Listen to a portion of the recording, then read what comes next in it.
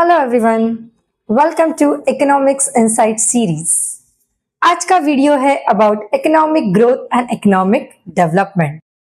सुनने में आप सबको लग रहा है ये दोनों सिमिलर वर्ड्स है। ग्रोथ मीन्स बढ़ना, इंक्रीज होना। डेवलप भी हो रहा है तो हमें लगता है कि वो बढ़ रहा है, इंक्रीज हो रहा है। But in economics these two terms are different. तो हम जानते हैं इकोनॉमिक ग्रोथ क्या है। एक कंट्री में कितने गुड्स एंड सर्विसेज प्रोड्यूस होते हैं, उसमें हर साल कितना इंक्रीज हो रहा है, ठीक है, in terms of monetary value, तो उसे हम बोलते हैं इकोनॉमिक ग्रोथ।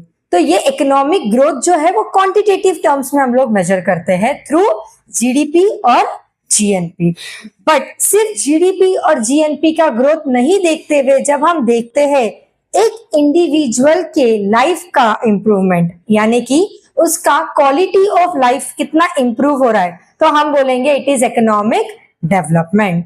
अब उसे मेजर करने के लिए हमारे पास होता है ह्यूमन डेवलपमेंट इंडेक्स।